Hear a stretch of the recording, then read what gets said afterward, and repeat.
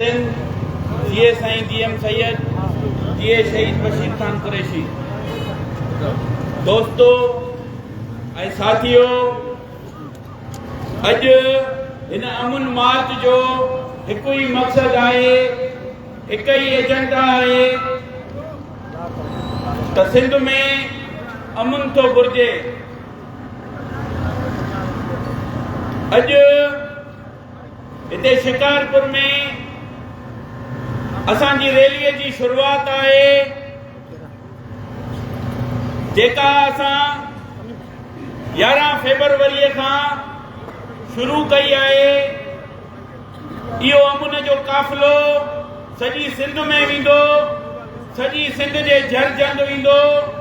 जिन जिन जगहन ते कबायली तकरार हलन था या लाइन ऑर्डर सिचुएशन खराब है, शहरी शहरन में महफूज ना, दुकानन ते महफूज ना, तीअं ॾिठे जो धाड़ा लगन था, माण्हुनि खे अगवा कयो तो वञे, पर उन जो को भी तदारुक कोन थो थिए। हिते असांखे कबायली तकरारन में वकोड़े असांजे ॻोठनि खे तबाह कयो वियो आहे, असांजे शहरन खे तबाह कयो वियो आहे। असांजे ॻोठनि में पीअण जे लाइ पाणी न आहे, असांजे ॻोठनि में असांजे बच्चन जे लाइ तालीम न आहे, असांजे ॻोठनि में बेहतर जिंदगी गुजारण जे लाइ उन्हनि खे उते सहूलियतूं न आहिनि। असांजे माण्हुनि खे पाण में कबाइलनि में विड़ायो थो वञे, ज़ातियुनि में विड़ायो थो वञे त जीअं माण्हू पंहिंजे हक़ घुरण खां महरूम हुजनि, हक़ न घुरी सघनि। उन जे करे हीअ अमुन जो काफ़िलो हिक ही एजेंडा खणी हिन शिकारपुर शहर में आयो आहे त हिते जिन जिन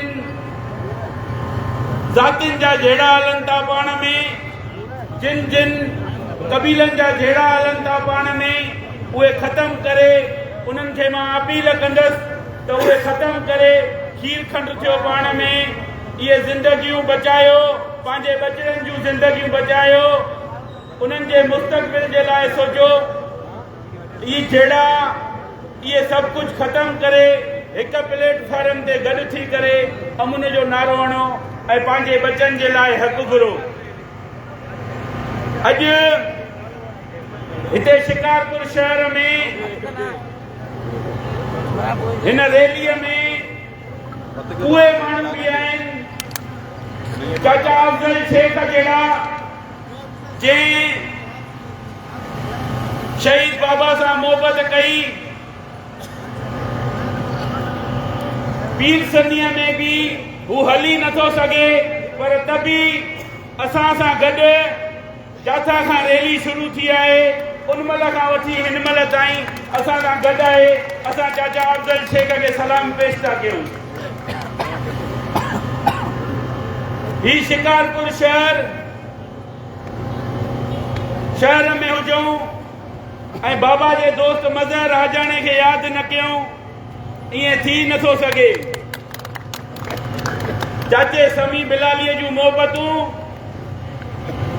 ऐं उन जा ही महिनत असां उनखे जस्ता पेश कयूं। अॼु हिते शिकारपुर में अमुन जी रैली निकिती, जंहिंजो शुरुआत शिकारपुर खां थी आहे ऐं अॻिते असां हर ज़िले में वेंदासीं ऐं उन जो बाज़ाब्ता असां पार्टीअ जी मीटिंग करे उन खां पोइ असां ॿिए ज़िले जो ऐलान कंदासीं। ॼाण टुटी ज़ंजीर विया, पोइ ज़िंदाननि जो छा थींदो, जिन मज़लूमनि ते वार कया, इन शैताननि जो छा थींदो, इन शैताननि जो छा थींदो।